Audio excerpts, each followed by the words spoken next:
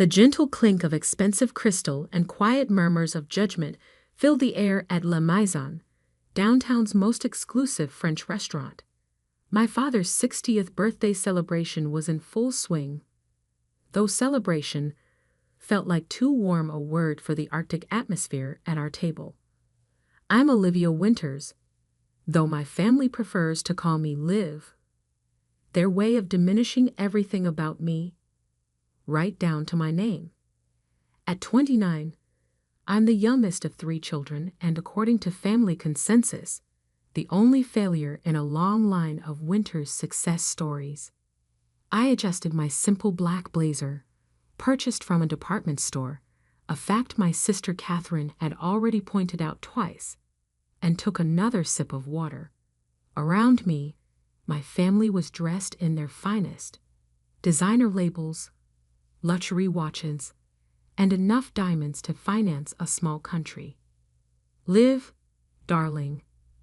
My mother Margaret's voice dripped with practiced concern. Are you sure you don't want wine? Your father's treating. She emphasized the word treating as if to remind me I couldn't afford the $200 bottles they were casually ordering. Water's fine, Mom. I'm working later. My brother James nearly choked on his foie gras, still picking up shifts at that diner. What is it now? 3 years. 4, I corrected quietly. The Bluebird Cafe. A waitress, Catherine sighed, adjusting her Cartier bracelet. With a Stanford degree. Daddy, do you remember when she turned down that position at Goldman Sachs? Could have been junior VP by now. Dad looked up from his phone briefly. Let's not rehash old disappointments.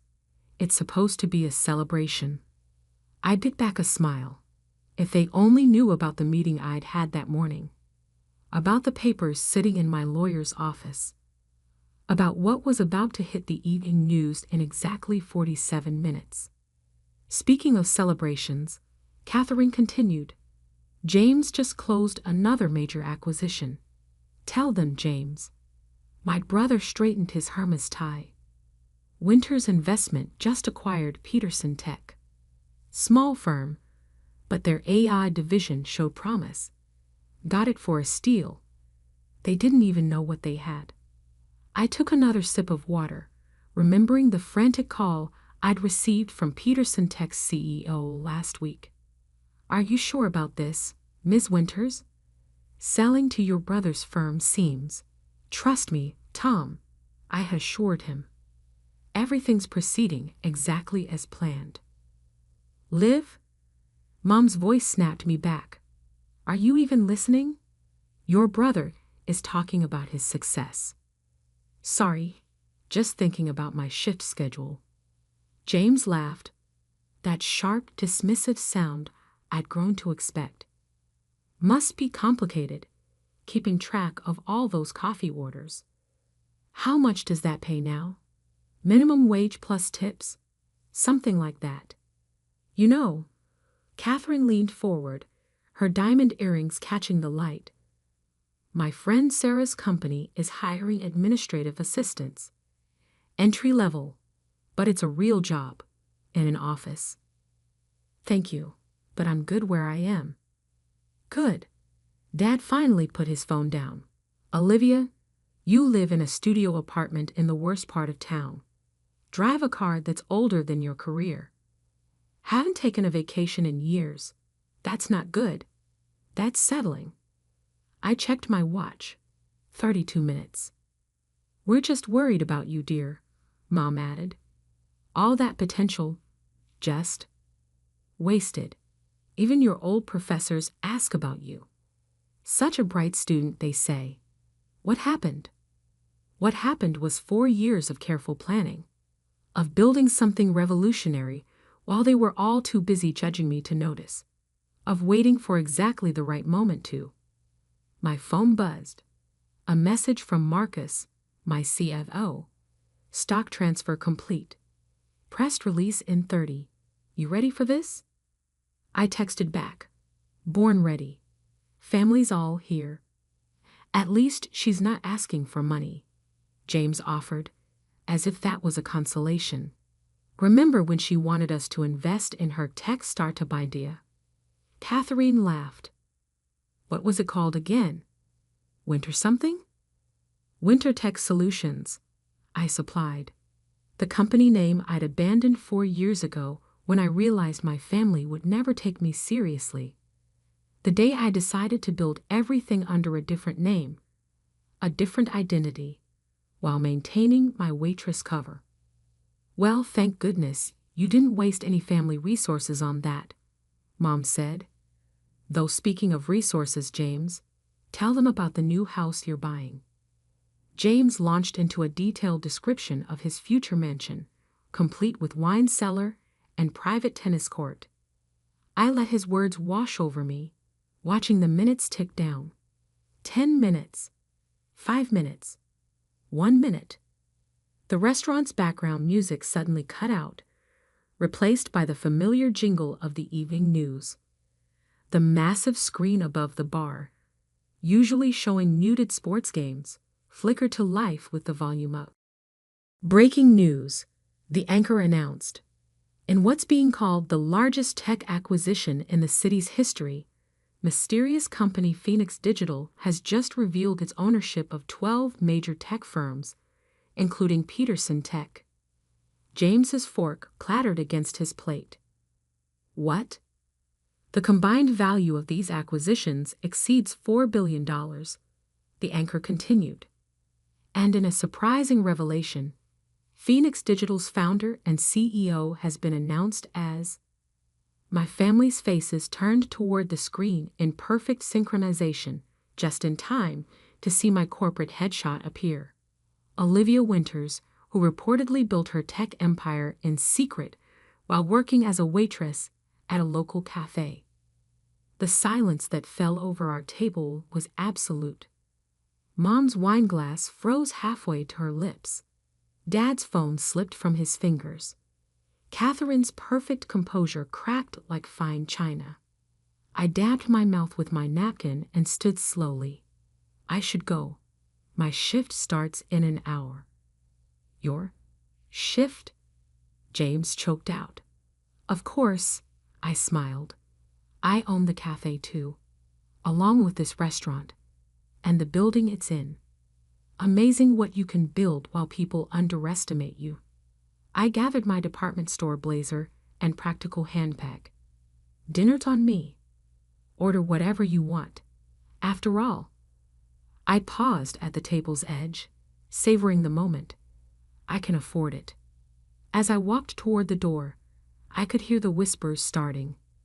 Could feel the ripple of recognition spreading through the restaurant as other diners connected the news announcement to the scene they just witnessed. My phone buzzed again. Marcus, stock's up 30% already. Ready for tomorrow's board meeting? I stepped out into the cool evening air, where my driver waited with a car that definitely wasn't my old Honda. Ready? I texted back. And Marcus? Make sure the boardroom has a good view of my brother's office building, the one I just bought. Because sometimes the best revenge isn't proving people wrong. It's letting them discover exactly how wrong they've been all along. And this was just the beginning. The morning after my father's birthday dinner, I sat in my real office, not the small locker room at the Bluebird Cafe, but the entire top floor of the Phoenix Digital headquarters downtown. Floor-to-ceiling windows offered a panoramic view of the city I'd quietly been reshaping for the past 4 years. My phone hadn't stopped buzzing since last night.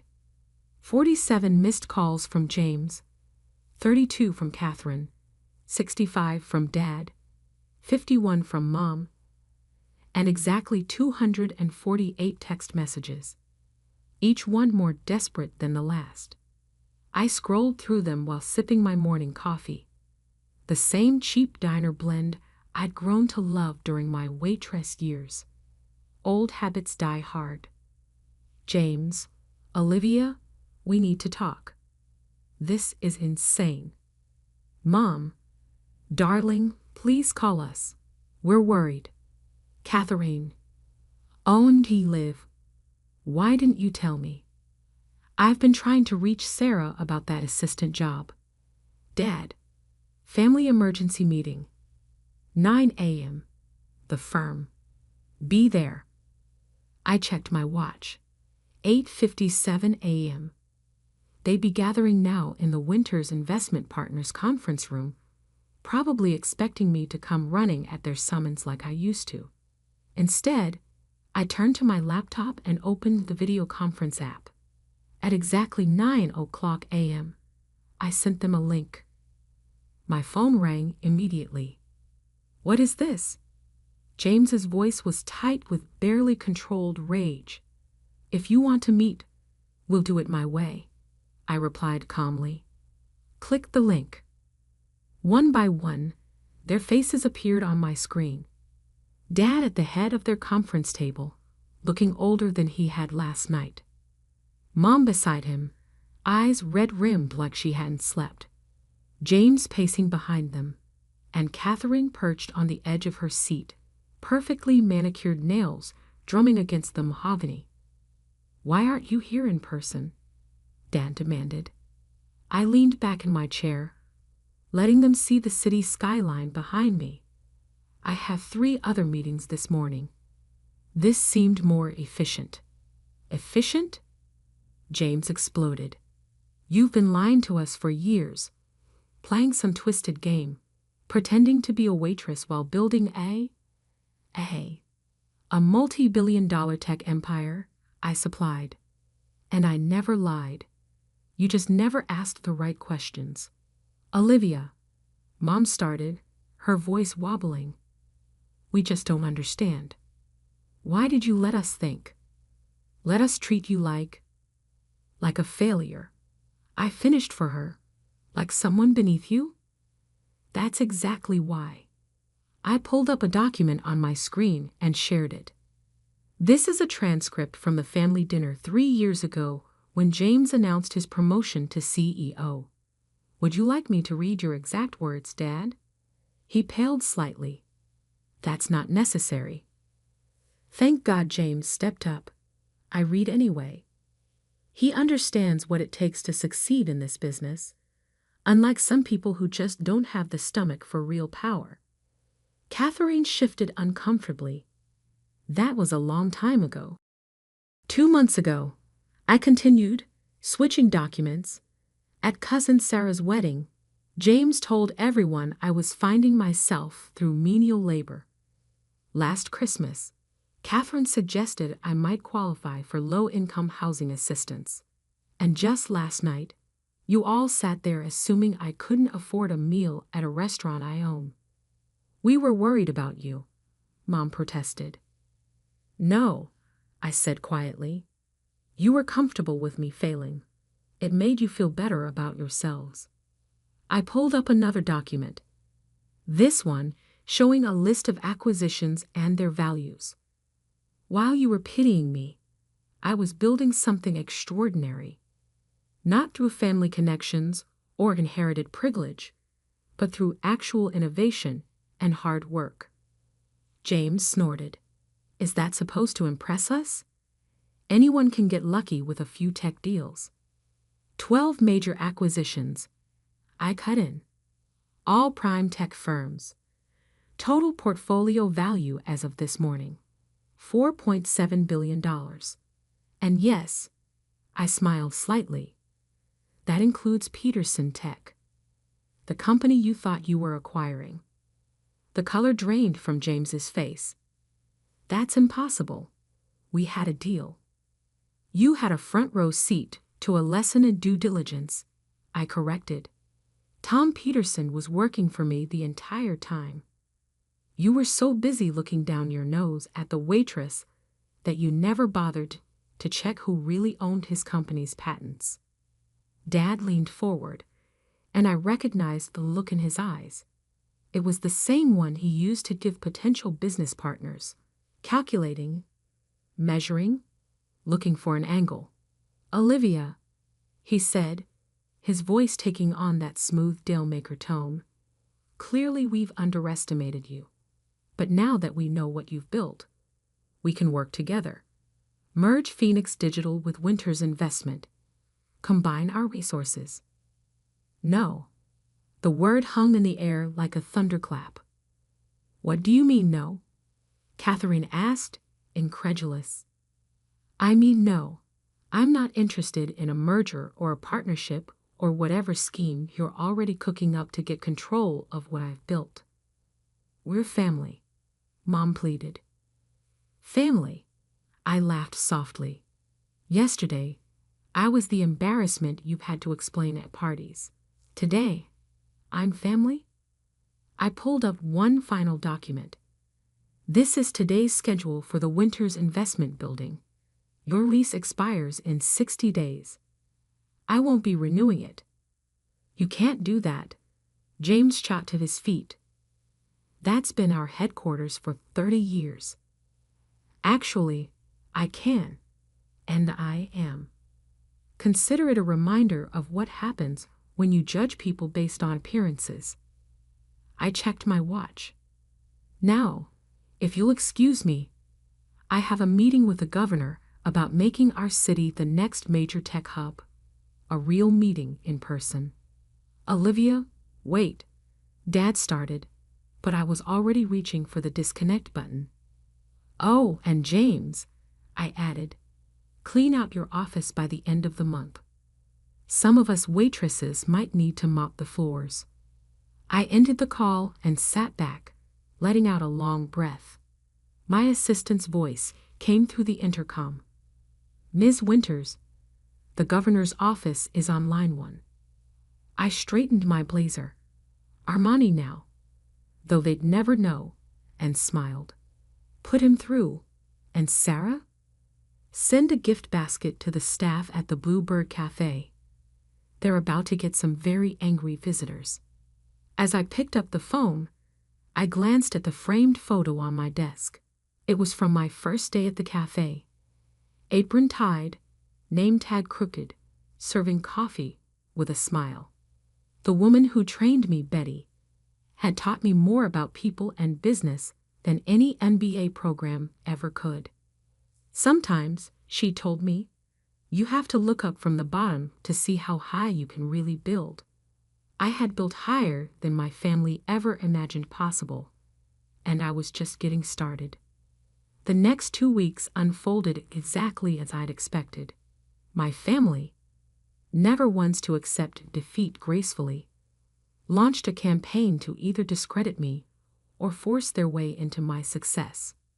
First came the rumors, whispers in country club lounges about how I must have acquired my fortune through questionable means. After all, how could a waitress build a billion-dollar empire legitimately? I was reviewing acquisition proposals in my office when my assistant Sarah burst through the door. Your sister's here. She doesn't have an appointment. I glanced at the security feed. Catherine stood in the lobby, Hermel's bag clutched like a shield, looking uncomfortable among the young, casually dressed tech employees bustling through our open-concept workspace. Sent her up. When she walked in, her eyes widened at my office. No doubt she'd expected something less impressive. The space probably made her firm's executive suite look like a storage closet. Nice view, she said, trying for casual as she sat across from me.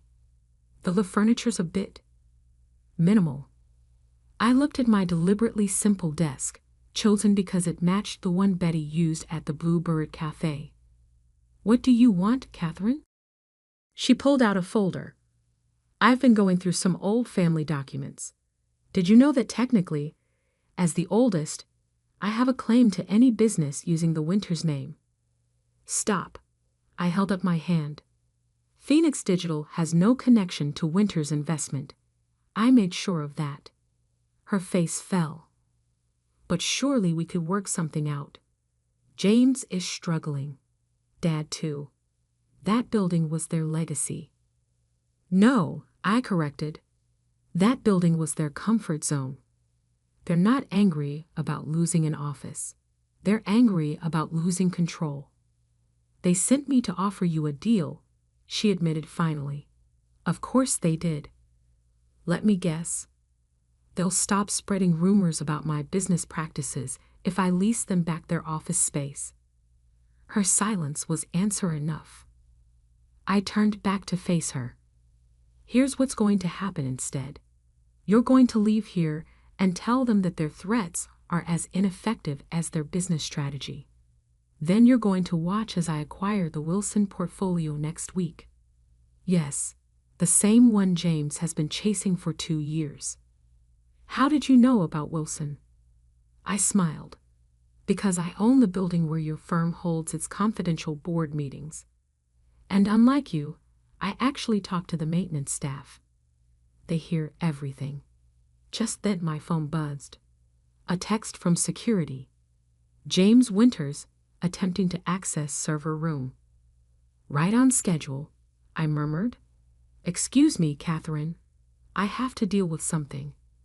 Our brother just broke into my building's restricted area, probably looking for evidence of wrongdoing. Her face paled. How did you? Cameras everywhere. Would you like to join me? It should be enlightening. We took my private elevator down. When the doors opened, we found James being detained by 2 security guards, both former Blue Bird Cafe employees I'd promoted. Looking for something? I asked calmly.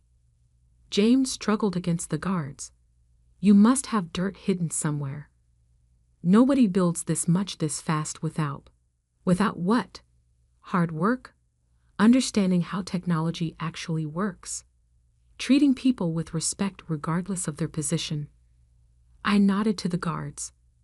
These men used to serve coffee with me. Now they run my building security because I saw their potential instead of looking down on them. Olivia, Catherine interrupted. You've made your point. What do you want from us? Want? I laughed softly. I don't want anything from you. That's what none of you understand. I built this company by choice, not necessity. I worked at the cafe by choice, not failure. I turned to the guards. Please escort my brother out. And James? The next time you try to break in, I'll press charges. Family or not.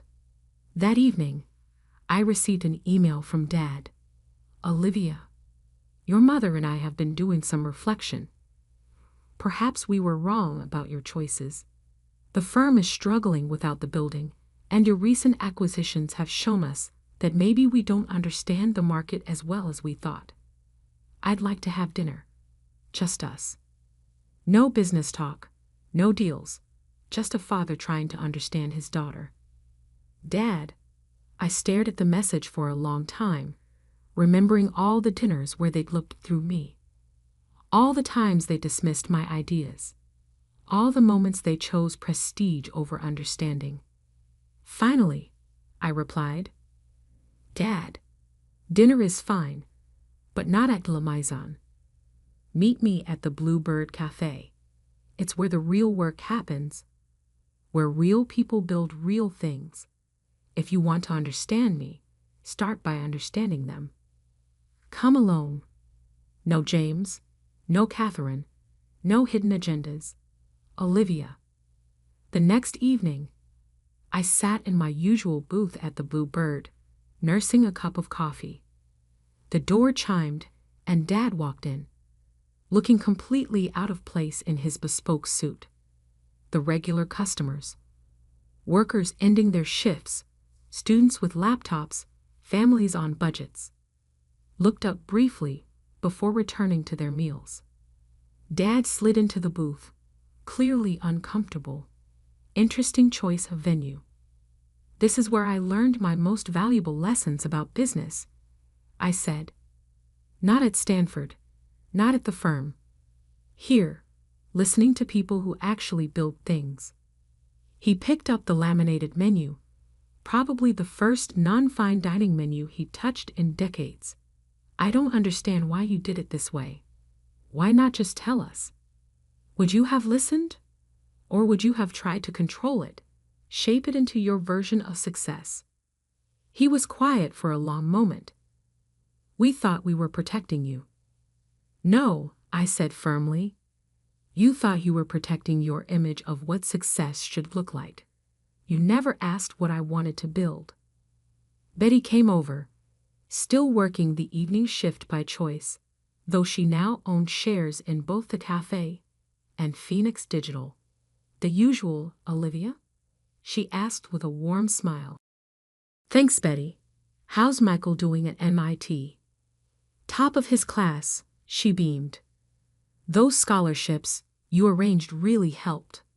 After she left, Dad stared at me. You know their names, their stories. I know everyone's names, their stories, their potential. That's why I succeeded where you and James failed. You see buildings as assets. I see them as communities. Dad looked around the cafe with new eyes, finally seeing what I'd seen years ago. Teach me, he said suddenly. I raised an eyebrow. Teach you what? Not about business, not about real estate. Teach me how to see what you see. For the first time in years, I heard genuine humility in his voice. Okay, I said slowly. But we start from the ground up, literally. Tomorrow morning, 5:00 a.m. Meet me at the Blue Bird. Wear comfortable shoes. What are we doing at 5:00 a.m.? I smiled. Making coffee, serving people. Learning that success isn't just about what you own. It's about what you build and who you build it with. As we finished our coffee, I noticed Betty bringing over a piece of pie, my usual end-of-shift order. Add his to my tab, Dad said quickly, reaching for his wallet. No need, Betty replied. Olivia owns the place, has for 3 years. Never changed a thing except to make sure we all had health insurance and a stake in the business. Dad set down his fork, finally understanding. I hadn't just built buildings.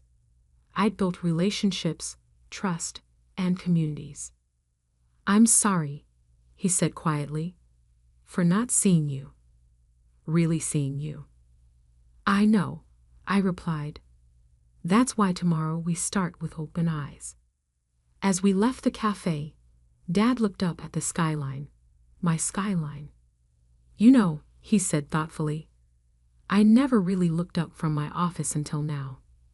I smiled. Sometimes you have to start at the bottom to truly understand the view from the top. The next morning, when Dad arrived at the Blue Bird at 5:00 a.m., he found me already there in my old apron, helping Betty open for the day. The look of surprise on his face was priceless, but the lesson was clear. True power isn't about titles or corner offices. It's about understanding every level of what you build, respecting everyone who helps build it, and never forgetting where you started. Even now, years later, I still keep my old Blue Bird Cafe apron hanging in my office. Not as a reminder of where I came from, but as a reminder of who I really am. Someone who built success from the ground up. Because sometimes the greatest revenge isn't proving people wrong. It's becoming so undeniably right that they have no choice but to see it for themselves. And as I watched my father tie on an apron for the first time in his life, I knew that some lessons are best learned over a cup of coffee and a slice of humble pie.